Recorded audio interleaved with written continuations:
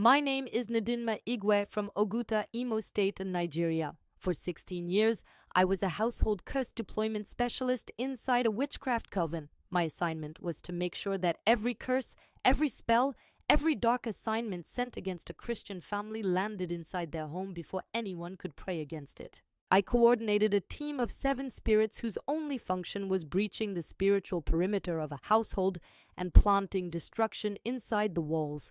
But Jesus set me free. And now I am here to expose a secret that our coven leadership treated as classified information. Because in 16 years of sending curses into Christian homes, there was one psalm that burned every single assignment we sent before it could even cross the threshold. One psalm, not 7, not 12, one. And when I tell you what it is and why it worked, you are going to understand something about spiritual warfare that most believers have never been taught.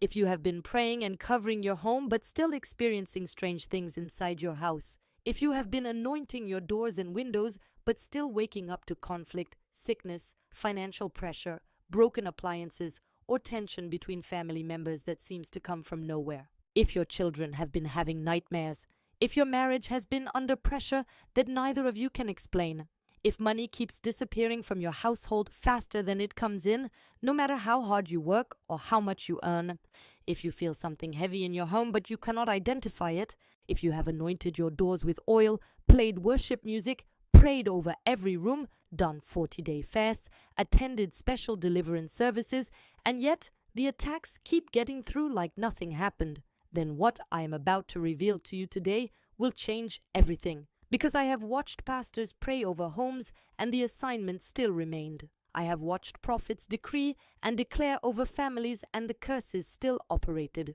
I have watched intercessors war in the spirit for hours and the coven still had access. And the reason was always the same: they were building walls, and walls can be breached. What they needed was fire. Because the problem is not that you are not praying. The problem is that most of the prayers Christians use for household protection are defensive.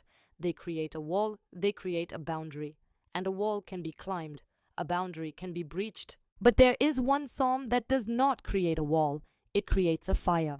And that fire does not wait for the curse to arrive. It goes out to meet the curse while it is still in the air. It burns the assignment before it ever reaches your front door, and it burns the spiritual infrastructure that sent it. Do not just watch this video and move on. Participate. After I reveal this psalm and how to activate it, write in the comments the words "I am covered in fire."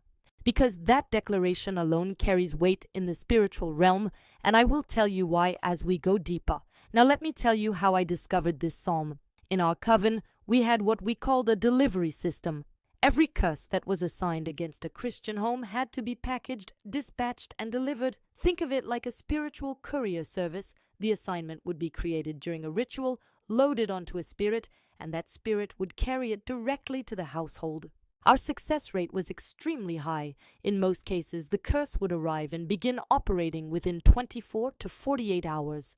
The family would start fighting. Someone would get sick. Money would disappear. A child would start acting strange, and they would never trace it back to the coven because it looked like normal life problems. But there was a category of homes we could not touch. And the reason was always the same. The first time I encountered this psalm was in Owerri at a home belonging to a woman named Mama Blessing. She was a market trader. She sold dried fish in the Eke-Ukwu Owerri market. Nothing extraordinary about her. She was not a pastor. She was not married to a prophet. She was not the head of any prayer group. She was a simple woman who sold fish and raised 4 children by herself after her husband passed away from a brief illness in 2006. But our coven leader, a woman I will call Mother Obiageli, assigned me to destroy Mama Blessing's home. The reason was that Mama Blessing's daughter had left a relationship with a man who was connected to our coven. The man was furious, he felt humiliated, and in the kingdom of darkness, humiliation is a currency that buys destruction. He came to our coven, made the necessary offerings, and requested that Mama Blessing's entire household be destroyed. Her business, her health, her children's education, everything. I prepared the assignment myself. This was a standard household destruction package. I selected 3 spirits from my team. One was designated for marital and relational conflict. Its function was to turn family members against each other. One was designated for financial drain. Its function was to create leaks in the household economy so that money would flow out faster than it came in, and one was designated for sickness targeting the youngest child, a boy of about 9 years. I dispatched all 3 on a Thursday night during our midnight ritual at approximately 1:15 in the morning. What happened next is something I had never seen before in all my years of operation. The spirits returned within 2 hours, not in 2 days, not the next morning, 2 hours. And they were damaged. I do not know how else to describe it. In the spiritual realm, when a spirit encounters fire, the effect is visible on its form. They came back diminished, weakened, flickering, if you can imagine that. One of them could barely maintain its form. It kept phasing in and out of visibility. And when I demanded a full report, all 3 of them said the same thing. There is fire around that house, not a wall, not a shield, not a dome of light. Fire, living fire. And it did not stay in one place. It moved toward us. It detected us before we even reached the gate, and it chased us. We ran, and it followed. We scattered, and it divided to follow each of us separately. I was genuinely confused because in my career, I had breached the homes of pastors who prayed 4 hours daily. I had penetrated the defenses of prayer warriors who fasted every Monday and Thursday. I had even broken through the spiritual barriers around a prophet who had a national ministry. But this market woman, this fish seller, had something fundamentally different. So I decided to go on a personal reconnaissance mission in the spirit realm to observe her household from a safe distance. I needed to understand what we were dealing with, and what I saw changed my understanding of spiritual warfare permanently. At approximately 4:30 in the morning, Mama Blessing was kneeling in her small parlor. She had a Bible open, and she was reading one psalm, the same psalm, over and over, not just reading it, declaring it, with authority, with understanding. And as she spoke those words, I watched fire emanate from the atmosphere around her house, not figurative fire, spiritual fire that was real, visible, and aggressive. It expanded outward from the roof, from the walls, from the foundation. And it did not just sit there like a dome. It pulsed, it moved, it actively searched the surrounding spiritual atmosphere for threats. And when it detected something, it pursued. That psalm was Psalm 68. Now let me explain why this specific psalm did what no other prayer covering could do. Most Christians pray Psalm 91 for protection, and Psalm 91 is powerful. But Psalm 91 creates a covering, a shelter, a shadow. It says he shall cover you with his feathers, and under his wings you shall take refuge. That is defensive protection. You are hiding under something.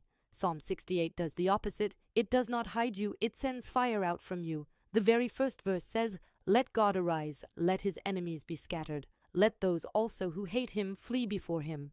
And then verse 2 says, "As smoke is driven away, so drive them away. As wax melts before the fire, so let the wicked perish at the presence of God." Do you understand what this is? This is not a prayer asking God to protect you.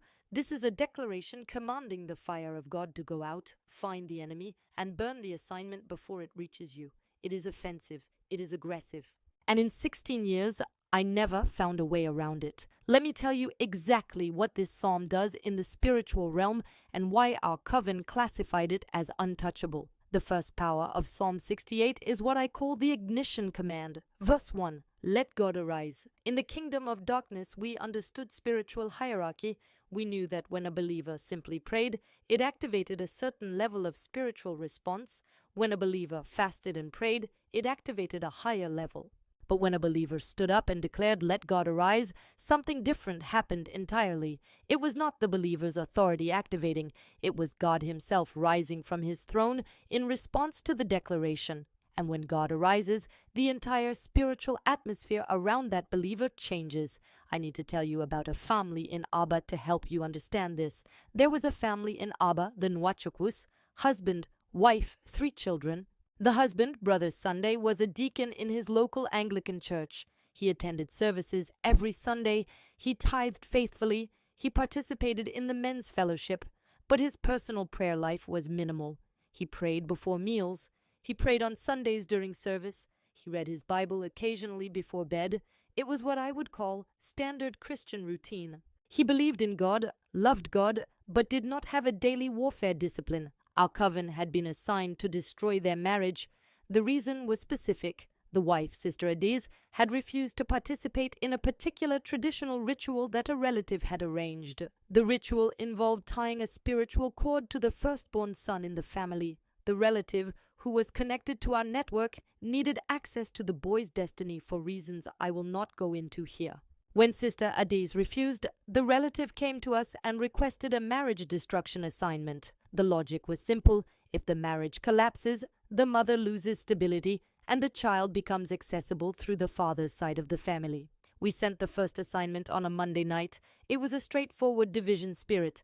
By Tuesday afternoon, the husband and wife had their first major argument in years. It was over money. Nothing specific triggered it. Brother Sunday came home from work and made an innocent comment about expenses, and Sister Adaisy reacted as if he had accused her of stealing. The tension escalated within minutes. By that evening, they were barely speaking. By Wednesday, Brother Sunday was sleeping in the living room. By Thursday, Sister Adaisy called her mother crying, saying she wanted to leave the marriage. She said she no longer recognized her husband. She said he had changed. He had not changed at all. The spirit had changed how she perceived him. Our assignment was working perfectly. We estimated the marriage would collapse within 2 weeks. But on Friday morning, something happened that we did not anticipate. A neighbor, an elderly woman named Mama Uchenna, came to visit Sister Adaiz. Mama Uchenna was 73 years old. She walked with a slight limp. She spoke softly. She looked like someone's grandmother who baked chin-chin and told stories to children. But I knew who she really was in the spiritual realm. She was a prayer warrior. Not the kind who shouts in church and makes a spectacle. The kind who prays at 3 a.m. when nobody is watching. The kind who has been at war for decades and has more spiritual experience than most pastors. Mama Uchenna listened to Sister Adaizi's complaints for about 30 minutes. She did not interrupt. She did not give advice. She just listened. And then she said something that changed everything. She said, "My daughter, you do not need marriage counseling. You do not need a pastor. You do not need to call your mother. You need Psalm 68. And then she sat down with Sister Adaizi and taught her how to declare it. Not just read it, declare it, with authority, with understanding, word by word. That Friday night at approximately 11:30, Sister Adaizi knelt in her bedroom alone while Brother Sunday slept on the living room couch. She opened her Bible to Psalm 68 and declared the opening verses for the first time in her life. Let God arise. Let his enemies be scattered. Let those who hate him flee before him. As smoke is driven away, so drive them away.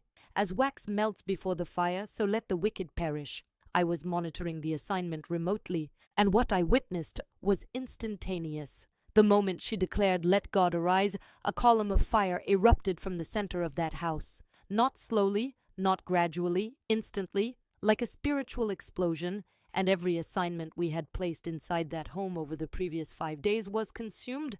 The conflict spirit was burned, the division spirit was burned, the financial pressure spirit was burned. 5 days of coordinated assignments destroyed in less than 1 minute, but here is what terrified me. The fire did not stop at the house. It followed the spiritual connection back to our coven. It traced the assignment back to its source. And 3 members of our team experienced sudden health problems that same night. One collapsed with chest pains. One developed a severe headache that lasted 9 days. And I personally felt a burning sensation across my left hand that did not subside for nearly 2 weeks. This is the ignition command. When a believer declares, "Let God arise," God does not simply create a barrier, he sends fire. And that fire is intelligent. It traces the source. It pursues the sender. Let me pause here because I know some of you are watching this and you have been fighting invisible battles in your home for months, maybe years. You have tried everything. You have anointed your house. You have prayed over your children's beds. You have played worship music. You have done all the right things. But the attacks keep coming. The tension keeps building. The sickness keeps returning. That is why I want to tell you about something called the 21-day Breakthrough Protocol. It is a complete system designed to identify and close every spiritual door in your life. It is 21 days of targeted prayers, 21 days of strategic declarations, 21 days of systematic deliverance from the 7 main assignments that were most commonly used against Christians when I was operating in darkness. This protocol was developed by believers who understand spiritual warfare at the deepest level, and I myself went through this protocol after my deliverance. It was part of my own healing process, learning how to recognize and close every door I had ever opened, both personally and on behalf of others. The link is in the description. Do not wait. The enemy is not waiting. Why should you? Now let me continue with the second power of this psalm, because this is where it gets even more devastating to the kingdom of darkness. The second power of Psalm 68 is what I call the consumption principle. Verse 2. As wax melts before the fire, so let the wicked perish at the presence of God. In our coven, we had different types of assignments. Some were designed to be quick, hit hard, cause damage, get out, but others were designed to be persistent. We called them slow burn assignments. These were curses designed to sit inside a household for months, sometimes years, slowly draining the family's resources, health, peace, and unity. They were designed to be invisible, to look like bad luck, to look like life just being hard. These slow burn assignments were our most profitable operations because families would spend years trying to solve a problem that was spiritual in nature. They would go to doctors, they would go to financial advisors, they would go to marriage counselors, and nothing would work because the root cause was a curse sitting inside their home like a spiritual parasite, feeding on their blessings. But Psalm 68 verse 2 introduced a principle that made these slow burn assignments impossible to maintain. Because wax cannot exist in the presence of fire, it does not resist, it does not negotiate, it does not slowly weaken, it melts, instantly, completely, irreversibly. Let me tell you about a man in Nsukka to illustrate this. His name was Brother Emeka. He was a civil engineer working with a reputable construction company. Good job, good salary, a house in a respectable area, 2 cars, a wife who worked as a nurse. By every measurable standard, this man should have been comfortable. But for 3 consecutive years, his finances were in absolute chaos. Every single month, without exception, something would happen. An unexpected expense that wiped out his savings, a family emergency that required immediate cash, a medical bill for a condition that appeared suddenly and disappeared just as suddenly after the money was spent. His car would break down in ways the mechanic could not explain. The engine would overheat for no mechanical reason. His roof would develop leaks in places that had been sealed 3 times. His children would need school fees that seemed to double every term. It was relentless, systematic, predictable in its unpredictability. 3 years of financial hemorrhaging despite earning a salary that should have made him wealthy by Nigerian standards. His wife confronted him multiple times, suspecting that he was spending money on another woman. He was not. He showed her every bank statement, every receipt, every transaction record. The money was genuinely disappearing into emergencies that neither of them could prevent.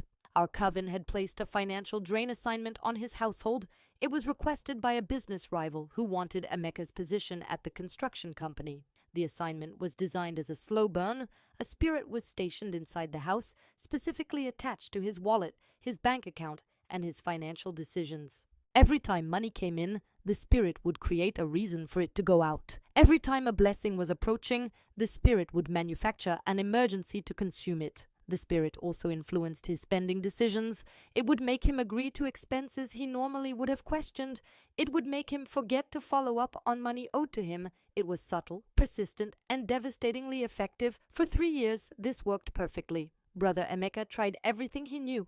He fasted for 7 days. He prayed generic financial breakthrough prayers he found on the internet. He went to his pastor for counseling. The pastor told him to have more faith. He went to a prophet who told him to sow a seed of 500,000 naira into the ministry. He sowed the seed. Nothing changed. If anything, it got worse because now he had 500,000 naira less in addition to all the other drains. Then something unexpected happened. Brother Emeka's mother, an elderly woman from Nsukka village, came to stay with the family for 2 months while recovering from a minor surgery. She was a quiet woman, not educated beyond primary school, could barely read English, but she could read Igbo, and she had a worn Igbo Bible that she carried everywhere. And she had one habit that she had maintained since her youth. Every morning at exactly 5 o'clock, without fail, she would sit on the floor of whatever room she was staying in and recite Psalm 68 from memory in Igbo. She had memorized it decades ago from the Anglican church she attended as a young girl in the village. She did not recite it as prayer. She did not recite it as meditation. She declared it loudly. with the authority of someone who had been doing it for 40 years and understood every word. The first morning she declared it, I felt a disturbance in the assignment. The spirit stationed inside the house reported unusual heat, not physical heat, spiritual heat. By the third morning, the spirit was struggling to maintain its position. It said the fire was not coming from outside the house, it was coming from inside, from the old woman's room. And it was spreading through every room, every corner, every object in the household. By the seventh day, the spirit could no longer remain. It was expelled, not by an exorcism, not by a dramatic deliverance session. It was burned out. The sustained declaration of Psalm 68 had created a continuous fire inside that household that made it impossible for any demonic presence to survive. The wax melted before the fire, completely, irreversibly. Within 1 month of the spirit's departure, Brother Emeka received an unexpected promotion. His salary increased by 40%, the mysterious expenses stopped, his car stopped breaking down, his children's school was suddenly covered by a scholarship they had not applied for. 3 years of financial destruction was reversed in 30 days because an old woman from the village recited one psalm every morning. This is the consumption principle. Psalm 68 does not negotiate with the enemy. It does not ask the enemy to leave. It burns the enemy out of existence, as wax melts before the fire. I also need to tell you about a secondary case involving this principle because it reveals something critical about how the fire operates. In Port Harcourt, there was a young married couple. I will call them David and Grace. They had been married for just 2 years. They had a beautiful wedding at a large church in GRA Phase 2. Their friends called them the perfect couple. David was an accountant at an oil servicing company. Grace was a pharmacist at a private hospital. They were young, ambitious, deeply in love, and faithful churchgoers. Everything about their beginning was beautiful. But within 6 months of the wedding, the marriage was falling apart. Not gradually, rapidly. Arguments every single night over nothing. Suspicion that appeared from nowhere.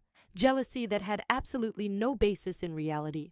Grace became convinced that David was seeing another woman. She checked his phone every night after he fell asleep.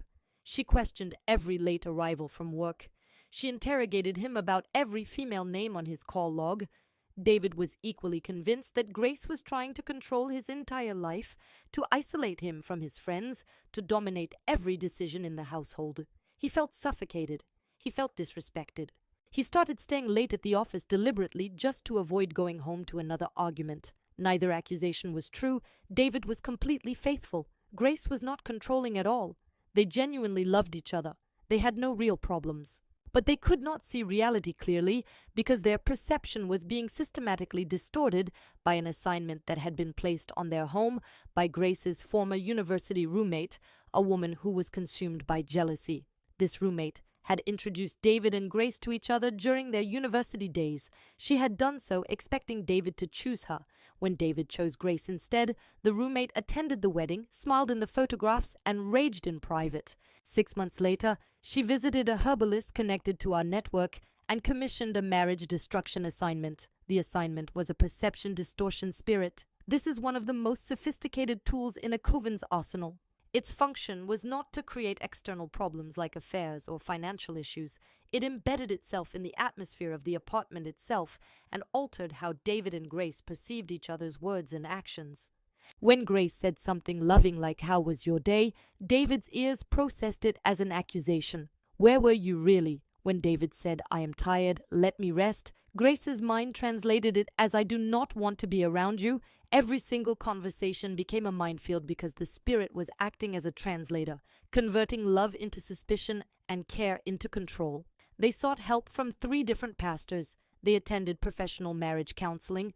The counselor said they were one of the healthiest couples she had ever worked with and could not understand why they were fighting. They fasted together for 7 days. The spirit simply waited out the fast and resumed operations on day 8. Nothing worked because the spirit was not attached to either person. It was attached to the physical structure of the apartment. It was in the walls, in the ceiling, in the plaster, in the air circulating through the rooms.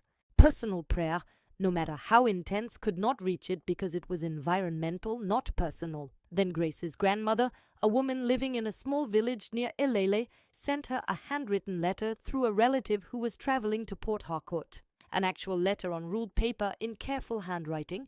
In that letter, the grandmother wrote out the entirety of Psalm 68, every verse, and at the bottom she included a simple instruction. She wrote, "My daughter, I have been hearing in my spirit that something is wrong in your home. I do not know what it is, but I know the remedy. Take these words. Every night before you sleep, stand in the center of your home and declare them. Do not whisper. Do not read quietly. Declare as if you are commanding an army, because that is exactly what you are doing." Grace trusted her grandmother more than any pastor, prophet, or counselor, so she followed the instruction exactly.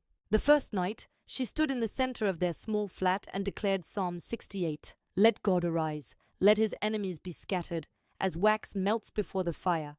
David thought she was being dramatic. He went to bed. The second night, she declared it again. David noticed that the tension between them was slightly less. He could not explain it. By the third night, David joined her. They stood together in the center of their home and declared it as one. By the seventh night, the atmosphere in that home had completely changed. The suspicion was gone, the jealousy was gone, the constant misunderstanding was gone. They were communicating clearly for the first time in over a year, and the spirit that had been embedded in the walls of their home was gone, burned out, consumed, as wax melts before the fire. I know this because I was the one who had deployed that spirit. And when I checked on the assignment after the first week, there was nothing left. The spiritual infrastructure we had built inside that home was completely destroyed. Every trace, every residue, every foothold, gone. If you are watching this right now and you have not yet subscribed, let me ask you something. Where else are you going to hear this kind of insider information? Where else is someone going to tell you the specific psalm that the kingdom of darkness cannot overcome? Subscribe to this channel. Turn on the notification bell, because what I am sharing is not entertainment.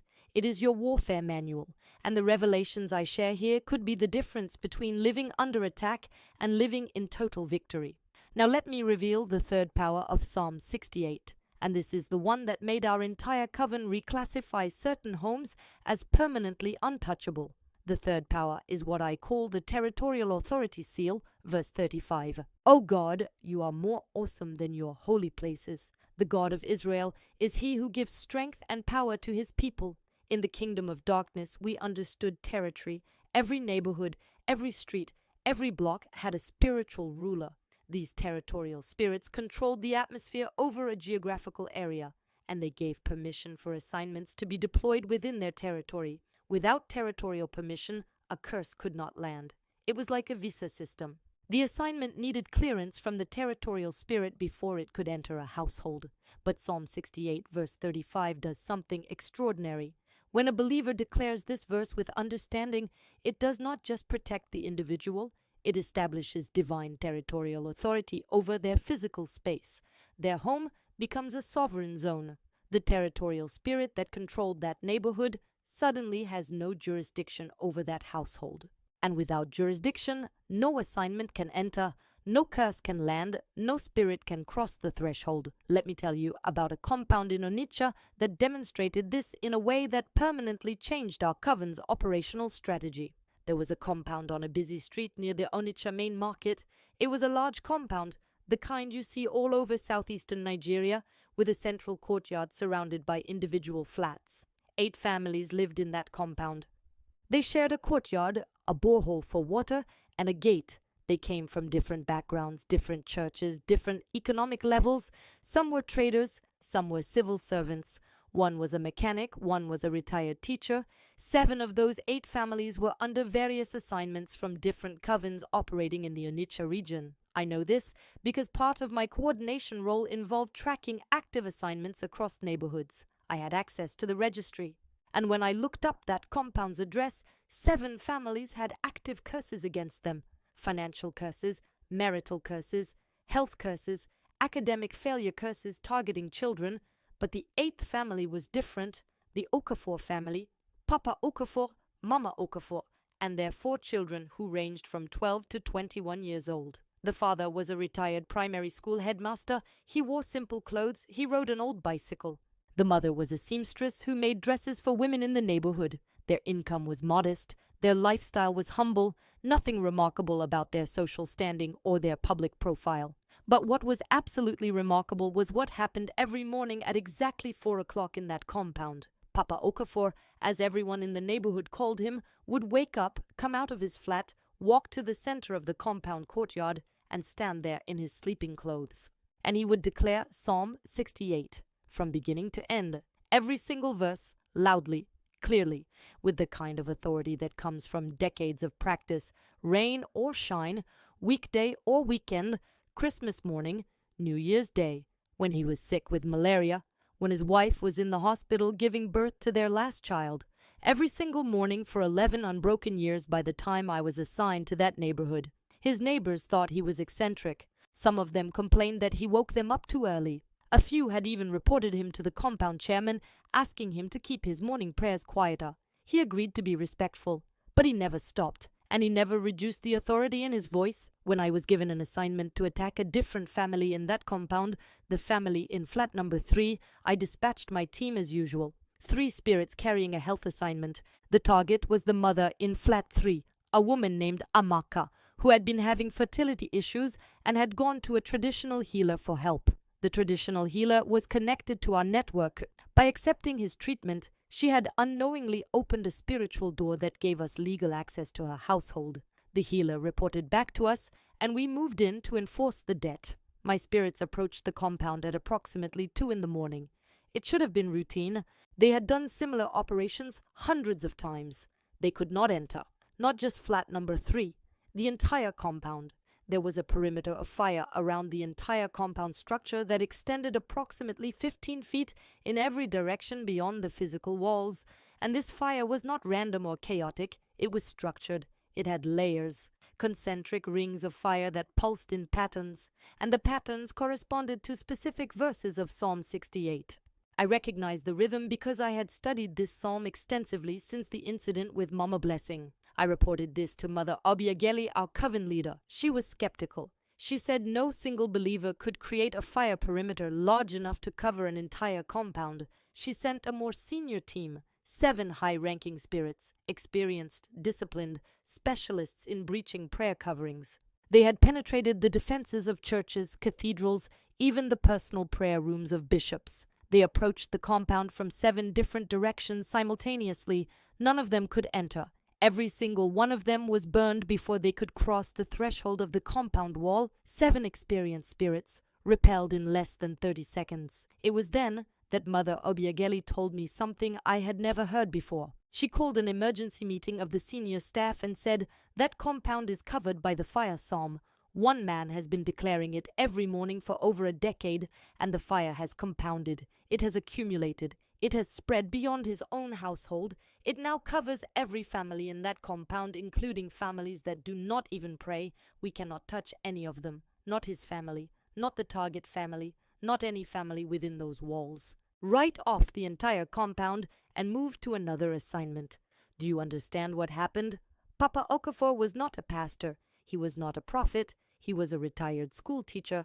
But his consistent daily declaration of Psalm 68 had created a fire perimeter that protected not just his family, but every family in his compound. 7 families who did not even know they were under attack were being protected by one man's declaration. This is the Territorial Authority seal. When you declare Psalm 68 consistently over your home, the fire does not just protect your 4 walls. It expands. It covers your neighbors, your street, your community. You become a spiritual fire station, and every assignment sent to your area has to pass through your fire first. I also want to tell you about a secondary case that illustrates the long-term effect of this territorial seal. In Umuahia, there was a woman I will call Sister Patience. She lived in a modest rented apartment in a building with 5 other tenants. She was a widow.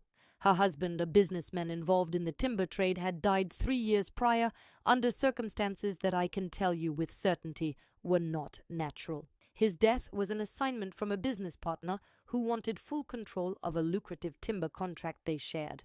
The assignment was a sudden death curse. It manifested as a stroke. The doctors at the Federal Medical Center in Umuahia wrote stroke on the death certificate, but in the spiritual realm it was murder. After her husband's death, the assignments continued against Sister Patience and her 2 children, a boy of 14 and a girl of 11. The business partner was not satisfied with killing the husband. He feared that one day the children might grow up, discover the truth about their father's business arrangements, and claim their inheritance. So he commissioned a long-term destruction assignment against the entire family. Financial ruin, academic failure for both children, health deterioration for sister Patience.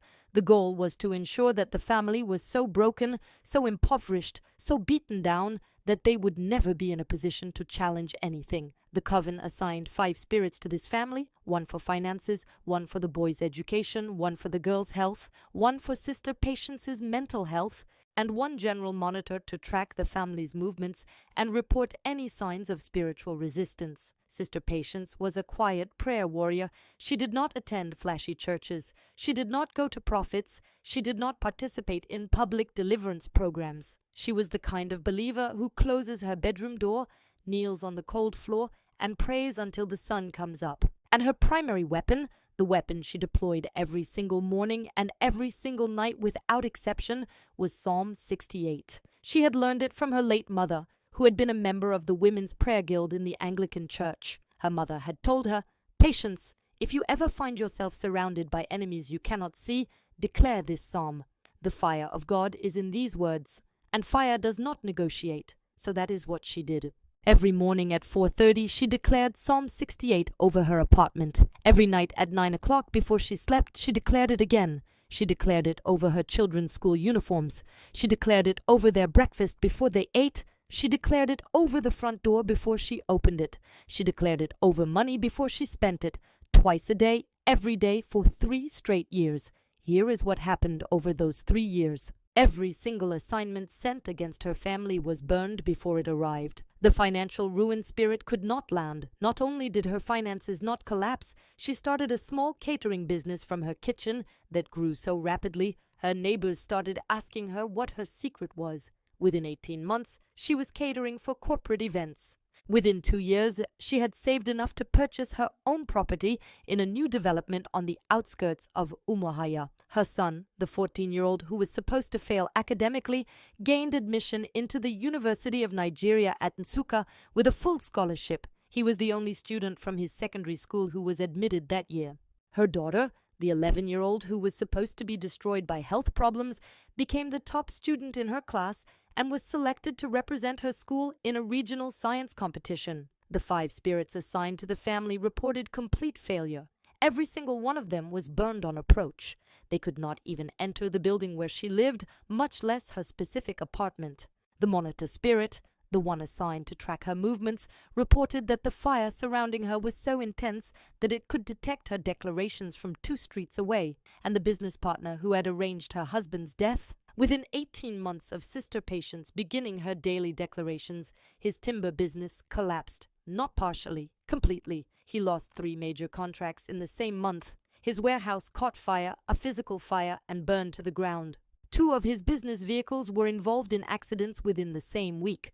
Within 2 years, the man who had paid for her husband's death was bankrupt, divorced, and living with a relative in the village. Sister Patience did not curse him. She never prayed against him specifically. She never asked God for revenge. She simply declared Psalm 68, and Psalm 68 verse 1 says, "Let his enemies be scattered." The fire does not just protect, it pursues, it finds the source.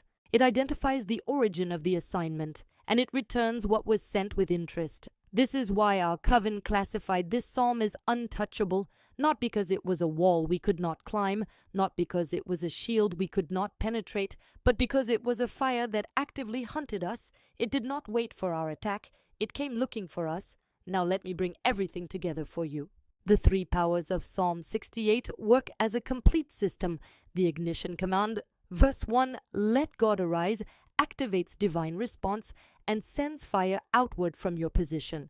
It is the spark that starts the blaze. The consumption principle, verse 2, "As wax melts before the fire," ensures that every assignment, every curse, every demonic presence in your atmosphere is completely and irreversibly destroyed. Not weakened, not pushed back, destroyed. As wax melts. The Territorial Authority Seal, verse 35, expands the fire beyond your personal space and establishes divine jurisdiction over your entire household, your compound, your neighborhood. It makes your home a sovereign zone where no curse can land and no spirit can operate. When these three powers operate together, you become what our coven called a firehouse, a home that cannot be cursed, a family that cannot be attacked, a territory that belongs permanently to God. Let me give you one final example to show you what happens when all three powers operate at full capacity simultaneously. In Oka, there was a family I will call the Ezenwosu household. Father, mother, 5 children. The father was a school teacher and a lay reader in his Anglican church. The mother was a petty trader who sold provisions from a small shop attached to the front of their house. They were not wealthy, they were not prominent. They lived in a modest bungalow on a quiet street in a residential area behind the Amobia Junction. But this family had a tradition that had been passed down through 3 generations. The grandfather had started it, the father continued it, and now the children participated in it. Every single morning at 4:45, before anyone left the house, the entire family would stand in the center of the parlor and declare Psalm 68 together. All 7 of them. The father would lead. The mother would follow, and the 5 children, ranging from ages 7 to 19, would join in with whatever portions they had memorized. The youngest ones could only manage the first 2 verses. The eldest knew the entire psalm by heart, but all of them spoke, all of them declared, every morning, 365 days a year. For over 20 years in that household, our coven received an assignment against this family from a relative who wanted to claim a piece of family land that legally belonged to the father. The relative offered substantial payment and insisted on a comprehensive destruction package, financial ruin, academic failure for all 5 children simultaneously, marital breakdown, health crisis for the mother, complete household collapse within 6 months. Mother Obiageli accepted the assignment and dispatched a team of 12 spirits. 12. That was the largest team I had ever seen assembled for a single household. They were specialists, veterans, spirits that had successfully destroyed the homes of bishops and general overseers. The 12 spirits approached the Ezenwosu home at midnight, and what they encountered was something none of us had ever witnessed. The fire perimeter around that house was not just a wall or a dome, it was a sphere. It surrounded the home above, below, and on every side. It extended underground beneath the foundation and above the roof into the atmosphere. And within that sphere, there were layers upon layers of fire, each one corresponding to a different verse of Psalm 68, each one pulsing at a different frequency, each one created by a different voice. The father's declarations had created the outer ring. The mother's had created a second layer. Each child had added another layer. 7 people declaring for years had created 7 concentric rings of fire so dense that the spiritual atmosphere around that home was visible from 3 streets away. All 12 spirits were burned on approach. Not one of them crossed the perimeter. Not one even reached the compound gate. They did not retreat. They were destroyed. 12 experienced spirits annihilated in less than 1 minute. And the fire did not stop at defense. It traced the assignment back through our network, and within 3 months, every person who had participated in commissioning that assignment experienced personal crisis. The relative who ordered it lost the court case over the land. The intermediary who connected him to us developed an unexplained skin condition that no hospital could treat. And 2 members of our coven who had directly handled the spirits suffered from recurring nightmares that made them unable to function for weeks. That household had activated all 3 powers simultaneously. The ignition command through the father's voice, the consumption principle through the mother's daily consistency, and the territorial authority seal through the combined corporate declaration of the entire family. 7 voices, 3 generations, 20 years of unbroken faithfulness. That family was not just a firehouse, they were a fire fortress, and our coven permanently removed their address from our registry. We never attempted another assignment against them. Before I lead you in prayer, I want to ask you something. If you have been coming back to this channel week after week, if you have been participating in the comments, declaring with me, praying with me, there is something you should know about. There is an inner circle in this ministry. It is called the membership, and it exists for one reason only: to keep you covered between videos. There are 3 levels. As an intercessor, you are first in line. Your comments get answered before anyone else. You have a direct connection with me. As a sentinel, you receive access to every new testimony 24 to 48 hours before it goes public. You see it first. You pray over it first. And as a prayer warrior, you receive exclusive weekly prayer content that only members will ever see. Warfare intercession designed to keep you armed and covered every single day of the week. Click the join button below this video, choose your level, step into the inner circle. Because in spiritual warfare, isolation is the enemy's greatest weapon, and this membership ensures you are never fighting alone. Now I want to lead you in an activation prayer. This is not a suggestion, this is a weapon, and I need you to speak these words with me out loud. Do not just listen, do not just read along, open your mouth and declare, because Psalm 68 is activated by declaration, not meditation. You must speak it. Say this with me. Father, I come before you in the name of Jesus Christ. I thank you for this revelation. I thank you for opening my eyes to the weapon that the kingdom of darkness has tried to keep hidden from your people for generations. I thank you for Psalm 68. I thank you that your fire is not passive, it is not defensive, it is not reactive. Your fire is offensive, it is aggressive, it does not wait for the curse to arrive, it goes out to meet the curse in the air. It burns the assignment before it crosses my threshold. Right now, in the mighty name of Jesus, I activate the ignition command over my home. I declare verse 1 of Psalm 68 over my household. Let God arise. Let every enemy that has been assigned against my family be scattered right now. Let every demon that has been stationed inside my walls flee right now. Let every curse that is traveling toward my home at this very moment be intercepted by fire and burned to ashes before it reaches my front door. I speak directly to every spirit that has been monitoring my household. I speak to every assignment that has been sitting inside my home operating in secret. I speak to the spirit that has been draining my finances. I speak to the spirit that has been creating conflict between me and my spouse. I speak to the spirit that has been attacking my children's health, their sleep, their peace, their academic performance. I speak to the spirit that has been feeding on my joy, my hope, my energy. You are exposed. You are identified. And by the fire of Psalm 68, you are burned. Right now, in the name of Jesus, I activate the consumption principle. Father, I declare verse 2 over every corner of my home. As smoke is driven away, drive them away. As wax melts before fire, let every assignment sitting inside my home melt and perish. Every curse that has been embedded in my walls, every spiritual parasite that has been feeding on my blessings, every demonic infrastructure that has been built inside my household over months or years of secret operation. Let it melt. Let it perish. Let it be consumed by your fire right now, completely, irreversibly, as wax melts before fire. I activate the Territorial authority seal. Father, I declare verse 35 over my property, my neighborhood, and my territory. The God of Israel gives strength and power to his people, and I am your people. I declare that my home is a sovereign zone under divine jurisdiction. No territorial spirit has authority here anymore. No assignment has clearance to enter this space. No curse has permission to land on my roof, my walls, my foundation, or anyone inside these four walls. This property belongs to the Most High God. And the fire of Psalm 68 now burns continuously around its perimeter. I declare that from this day forward, my household is a firehouse. Every curse sent against me will burn in the atmosphere before it reaches my door.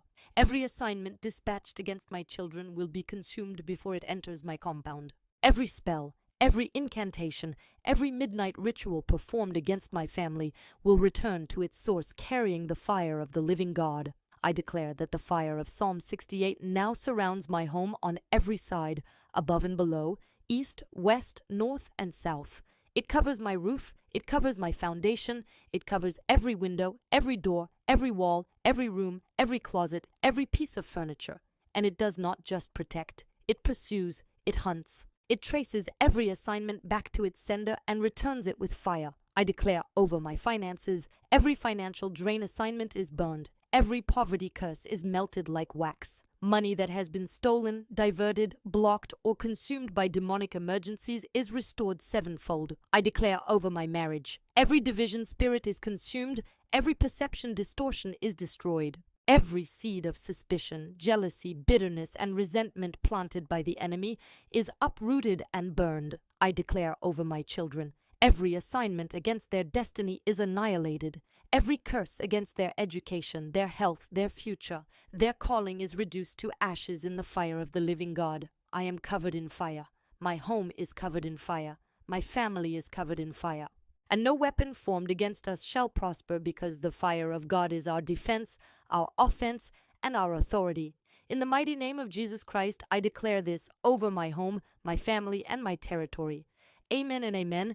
If this testimony is touching your spirit right now, if you are beginning to see how the kingdom of darkness operates and why certain attacks have been getting through your prayers, I want to ask you to do something to help this message reach more believers who desperately need it. You can support this mission through Super Thanks. Look for the heart icon with a $sign in it, right below this video on the right side.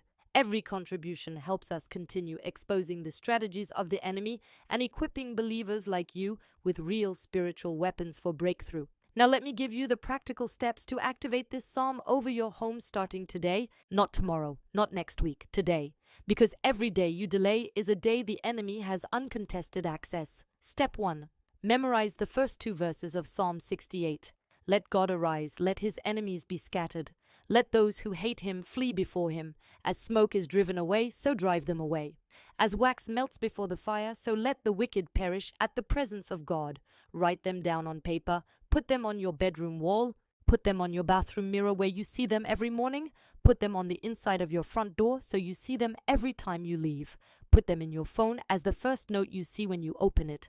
But ultimately, your goal is to memorize them completely, because memorized scripture is always available. You do not need a Bible in your hand to declare war at 3 in the morning when you wake up sensing something wrong in your home. You do not need to search for a verse when your child cries out from a nightmare. You need the words already loaded in your spirit, ready to fire. Step 2. Establish a fixed declaration routine. This is not optional. This is not something you do when you feel like it. This is a daily discipline like eating or breathing. Every morning before you leave your home, before you open your front door to step outside, stand in the center of your main living area and declare these 2 verses out loud. Not whispered, not under your breath, not silently in your mind. Out loud, with authority, with conviction. Your voice carries spiritual frequency. The enemy cannot hear your thoughts, but he can hear your declarations, and when he hears Psalm 68 coming from your mouth, he knows that fire is about to arrive. Brother Emeka's mother did not whisper. Mama Blessing did not meditate silently. Papa Okafor woke up the entire compound with his declarations. The fire requires volume, it requires authority, it requires your voice. Step 3. Every night before you sleep, repeat the process but expand it. Walk through your entire home, start at your front door, and declare the verses facing outward, commanding any assignment approaching your home to burn before it arrives. Then walk to your children's rooms and declare it over their beds, over their school bags, over their belongings. Walk to your kitchen and declare it over your food, your water, your refrigerator. Walk to your bedroom and declare it over your marriage, your intimacy, your rest. Cover every room, every space, every corner, every closet. Leave no room uncovered, because the enemy looks for gaps. He looks for the one room you forgot, the one corner you did not declare over. Do not give him that opportunity. Step 4. Do not stop. This is the most critical step.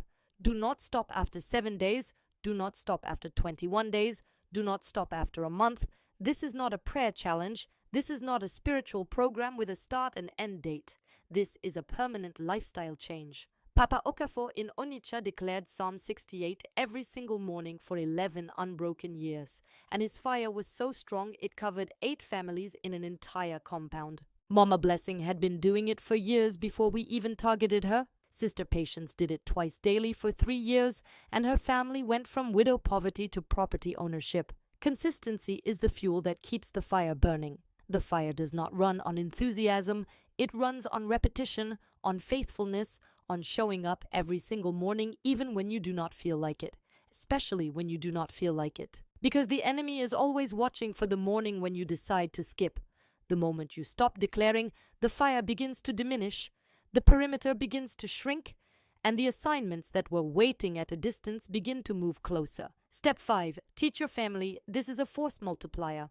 If you have a spouse, teach them Psalm 68. Explain what it does. Explain why it works. Declare it together. If you have children old enough to speak, teach them the first 2 verses. Have them declare it before school. Make it a family ritual, because when an entire household declares Psalm 68 together, the fire does not just add up, it multiplies exponentially. David and Grace in Port Harcourt discovered this. When Grace declared alone, the spirit was disturbed. When David joined her and they declared together, the assignment that had survived individual prayer, pastoral counseling, and a 7-day fast was completely destroyed in 7 days. 2 voices are not twice as powerful as one. They are 10 times as powerful. Your household becomes a fire team, and a fire team is an operational unit, not a collection of individuals. Now I want to ask you something before I close. If this message has opened your eyes to a weapon you did not know you had, I need you to do something right now. Share this video with 3 people, not later, not tomorrow, not when you remember, right now. Before you close this screen, send it to your mother, send it to your sister, send it to your best friend, send it to that person in your life who has been struggling and cannot figure out why. Because there are believers sitting in homes that are under siege right now and they do not even know it. They think their marriage problems are just stress. They think their financial problems are just bad economy. They think their children's nightmares are just phases. But those are assignments. Active, coordinated, deployed assignments. And the fire of Psalm 68 can set them free tonight if they know about it. There is a woman right now anointing her doors with oil and praying for protection, and the curse is still getting through. There is a man right now wondering why his finances keep collapsing no matter how hard he works. There is a couple right now considering divorce over conflicts that are not even real, but manufactured by a spirit sitting in their walls. Share this video with them. It might be the most important thing you do today. If you have not yet subscribed to this channel, this is the time. Hit the subscribe button and turn on the notification bell, because every week I reveal another secret that the kingdom of darkness has been hiding from believers. And the revelations I share here are not theory. They are not theology from a textbook. They are tactical warfare intelligence from someone who spent 16 years operating on the other side. I know how covens target your home because I was the one doing the targeting. I know what spirits are sent against your marriage because I was the one dispatching them. I know which prayers work and which ones do not because I watched both kinds fail and succeed from the enemy's perspective. And now I fight for you. Now before I go, I want you to do one final thing. Write this declaration in the comments and speak it out loud as you type every word. Say, my home is a firehouse. Every curse burns before it reaches my door. I am covered by the fire of Psalm 68, and no weapon formed against my household shall prosper.